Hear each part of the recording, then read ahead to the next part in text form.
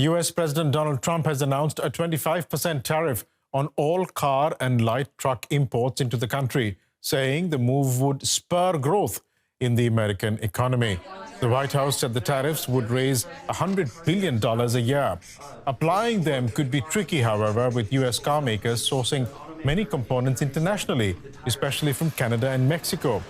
European Commission President Ursula von der Leyen has given her reaction to Trump's decision. In a statement on the platform X, she said the following, and I quote, "I deeply regret the US decision to impose tariffs on EU automotive exports. Tariffs are taxes, bad for businesses, worse for consumers in the US and the EU. The EU will continue to seek negotiated solutions while safeguarding its economic interests." And other world leaders have also been reacting to Donald Trump's move to introduce tariffs on imported cars, many expressing deep disappointment. And this is a direct attack, to be clear, a direct attack. You know, this will hurt us, but through this period, by being together, we will emerge stronger. We must consider what will serve Japan's national interest. We're strongly requesting the US not to apply these 25% tariffs on Japan. There are different options. We have to think about which is the most effective and have all options in mind.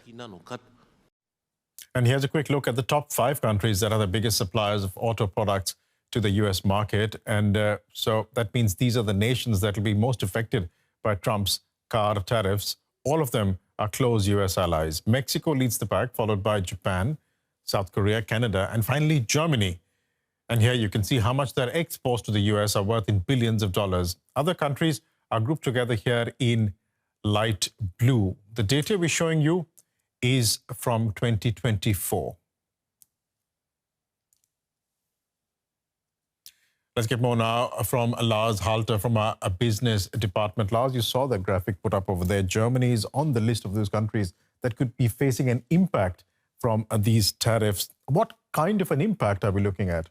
Well, Biraj, it would be devastating. You can say that for sure. And we just saw we're talking about billions of dollars here in value that German car makers export there. And that's going to be a lot more difficult. And now what makes this even worse for German car makers is the timing, really. This comes at a really, really bad time. China used to be, for the last couple of years, Germany's biggest export market. Now that fell apart, and now the US has become that biggest market. But we're already looking, with China dropping off, at profits down at these companies, 30%, 35% for all the big German car makers. So they're already talking about cutting jobs, closing plants. So they are, you can really say, in crisis right now. And now the next big market is also maybe not falling off entirely, but it's going to make it a lot harder for them to sell anything at these prices. What about US car companies, given that Donald Trump is saying that these tariffs are supposed to help the US auto industry? Will it? It won't, and that is the big irony here, because, of course, even the American car makers, GM, Ford, or so, Chrysler, which is now part of Stellantis, they are dependent on suppliers from other countries as well for their cars, and they're even building cars themselves in other countries. For example, GM is building some of its trucks in Mexico. Ford has 2 plants there, but they also just rely on parts made in Canada and Mexico by their own companies, but also by, of course, other suppliers. And an interesting number for you here is 60% of what is in an American-made car is actually sourced from abroad. So this is 60% of that car that will also face these 25% taxes. So even if you're buying a GM now in America as a customer there, you're paying an extra 25%.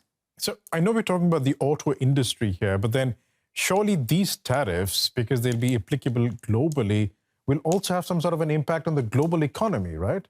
Absolutely. I mean, this questions the entire concept of a global free trade that we've enjoyed now for decades.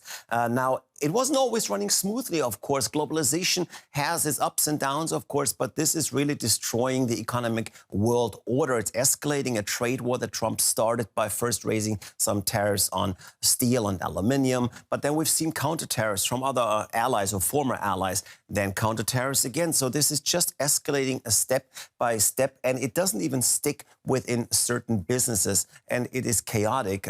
The United States will for a long time not be seen as a trustworthy partner in trade. We've just seen this overnight now, with Trump actually already talking about even higher tariffs on cars now for the EU and Canada if they do anything, say counter tariffs, to hit back against the United States, whereas he's offering China a discount maybe if they would be willing to sell him TikTok. So he is he's just bringing things together here that don't belong together, and that makes the US highly unreliable as a trading partner.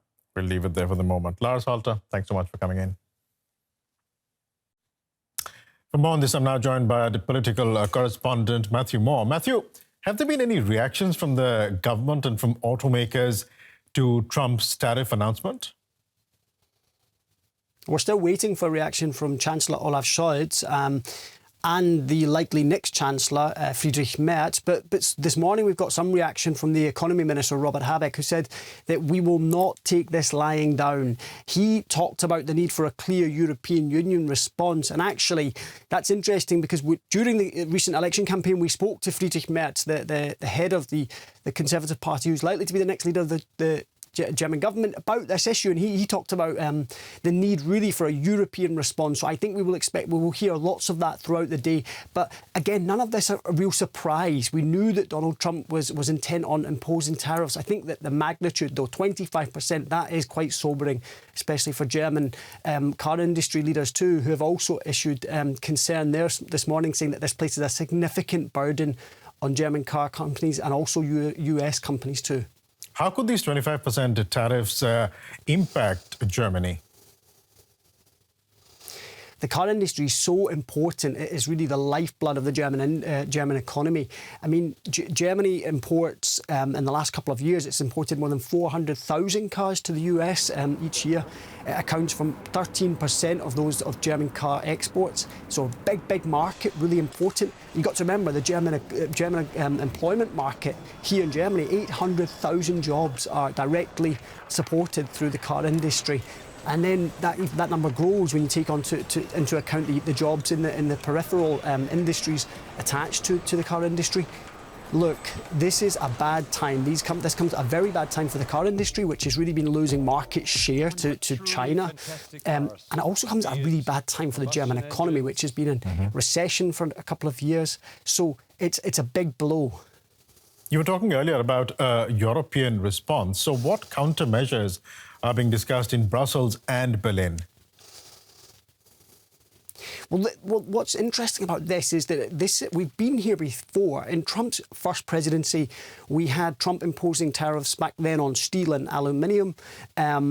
But we didn't get it. He threatened to impose tariffs on cars. That never happened. But back then, we saw that the European Union retaliated with countermeasures, tariffs on things like whiskey and Harley-Davidsons.